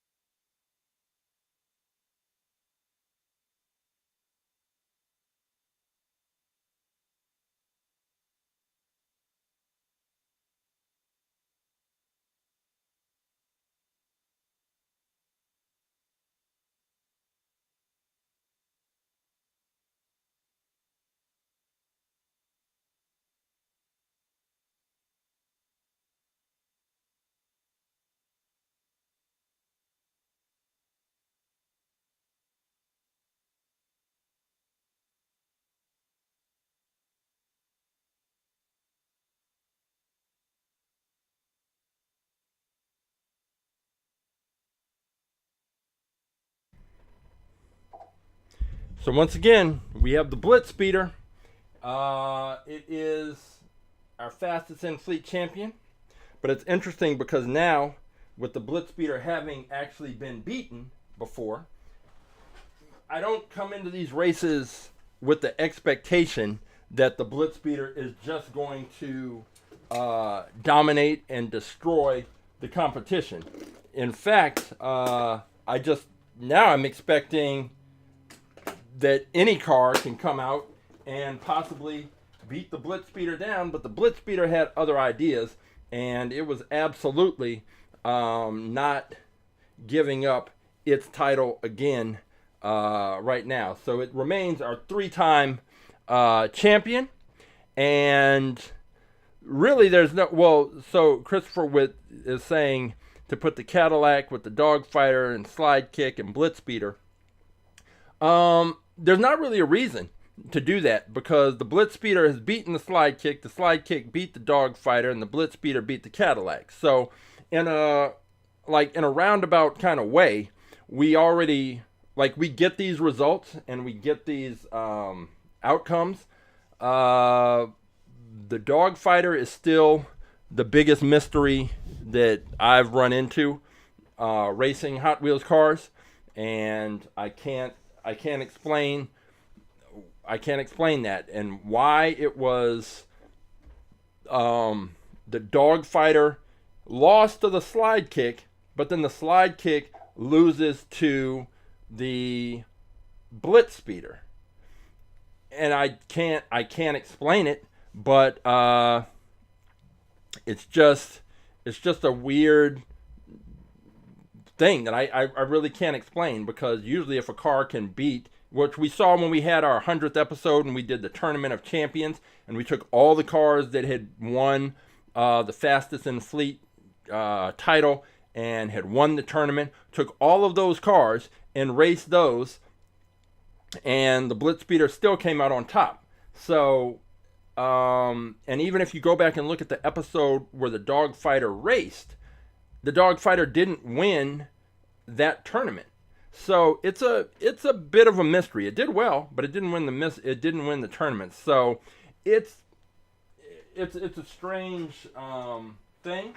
We had the Cadillac, which I already showed, that with this being a wider car, this is definitely a way to approach cars that you think might do well on the track. Is wider cars are better because they're less likely to bounce around. Now with the wider cars, there's always the weight to consider. You never know what that is until we actually put it on the scale. Sometimes you can get surprised. That Electro Silhouette, I was shocked that it was 26.6 grams. That's super light. And if you just look at the car, when we just put it up there, it doesn't look all that different from the slide kick. Like in terms of length and size, and this car actually has metal. The Electro Silhouette, all of this yellow part is metal. On the slide kick, all of this blue is plastic. The white part is metal. But the weight was just wild. So for example, the slide kick comes in at 33.9 grams, which is right in the sweet spot between 32 and 36. But this one, this Electro Silhouette, 26.6 grams. It's wild.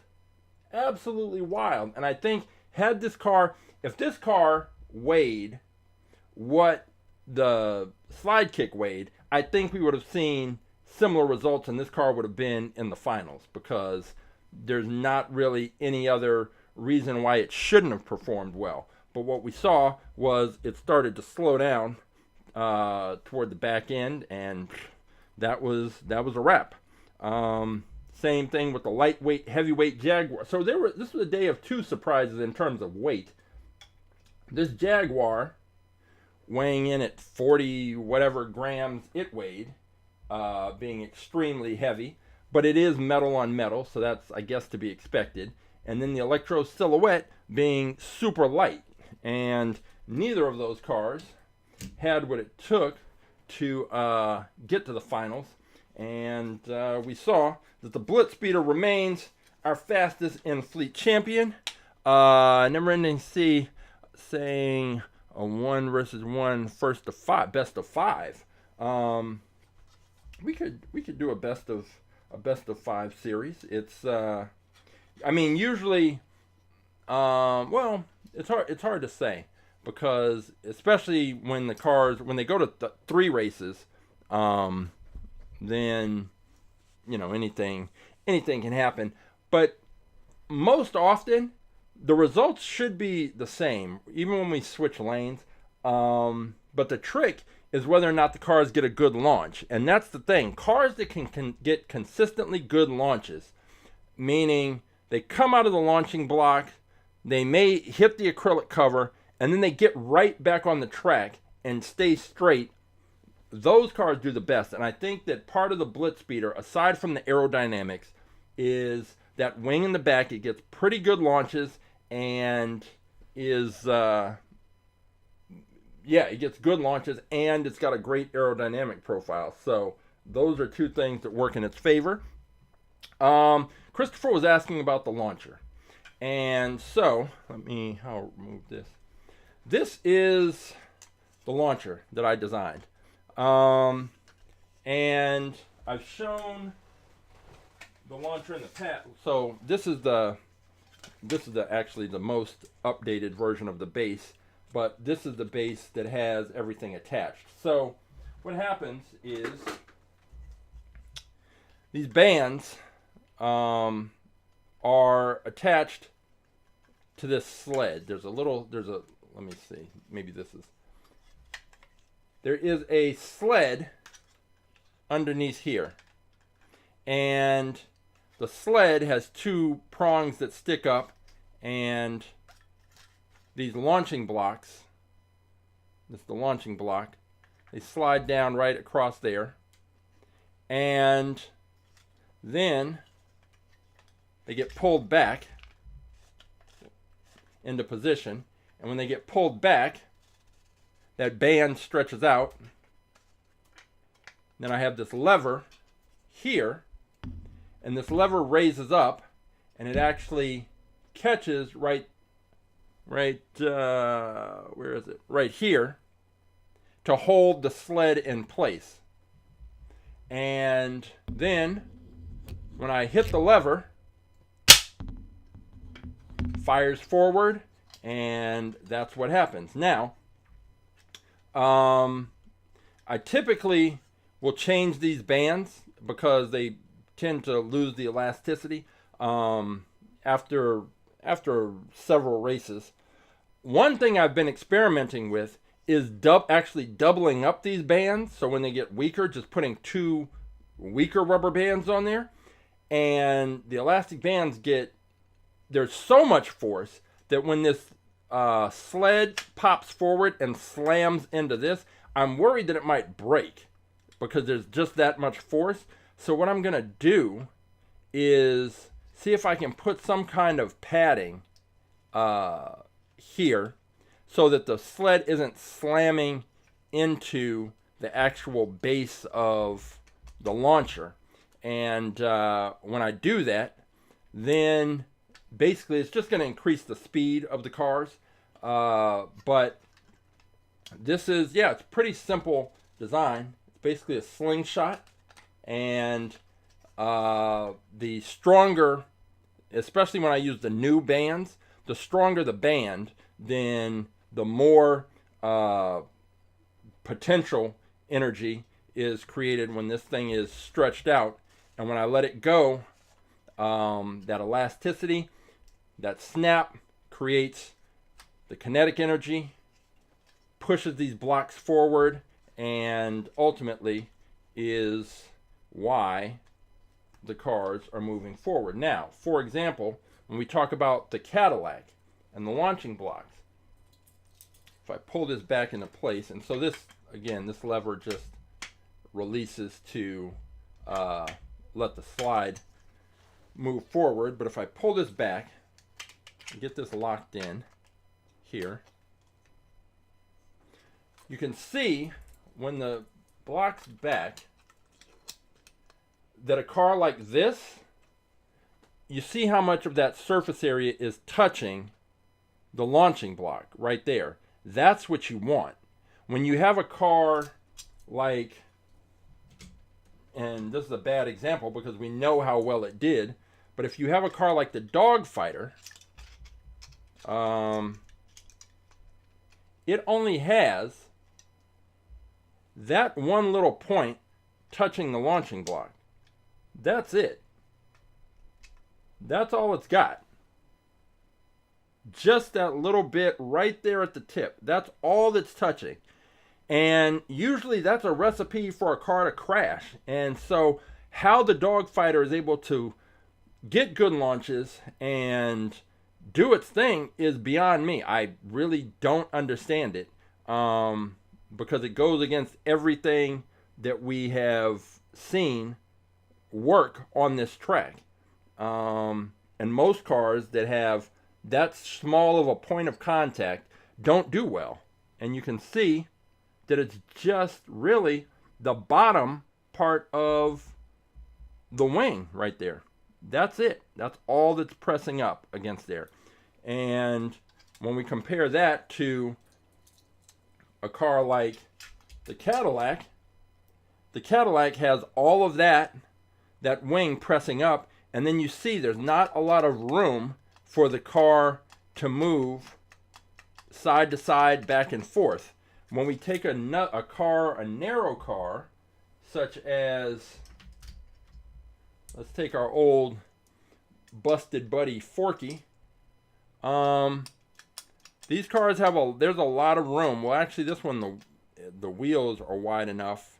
But you look at that wheel, and that axle is bent completely. Yeah, I don't know. Roughshot is saying, maybe with the dogfighter it hits the tail and lifts it up and then hits it again. It's hard to say. I might have to shoot slow motion video to see exactly what's happening, because maybe something special and different is happening with that car. But yeah, that's basically how it works. It's just a slingshot is the best way to describe it. But it was a lot of trial and error in designing this, and ultimately what I'm going to do is get these manufactured so that I can put them in a curriculum kit to sell to schools and districts and whatever, so that they can do all about aerodynamics with their students and have all the parts and pieces that they need. So yeah, this is it. It's just the design. Basically, the idea is a slingshot, but also because of these launch channels, it's why I can't put cars with a lot of trucks can't go in here, because their wheelbase is too wide and they won't fit into the launching channels. So that's just how it is. So that's the launcher. And now, like I said, next week, next Saturday is the Hot Wheels Legends Tour. And how did I design the launcher? So I used 3D design software. It's free. It's called Tinkercad, and it's basically a light version of AutoCAD, which is like more professional software. And sort of I took the measurements from some launchers that I'd used in the past to get the main ideas, and then just designed it in Tinkercad. And once I got a design that I thought would work, then I sent it off to get it 3D printed. Got that back. There were some changes that I had to make and adjustments, and sometimes it was kind of frustrating because it's not cheap to get one of those made, and sometimes it would be off by maybe a millimeter, but you have to change it because, for example, this area, well, take this base. So one of the changes I had to make was right here with this area, because the Hot Wheels track has the little grooves in it, and it has to be able to slide right over this part. You can see it there. It has to be able to slide in there, and in one of the versions I made, this little piece was too thick. It was too thick by maybe 0.5 millimeter, but that was enough that the track couldn't slide in.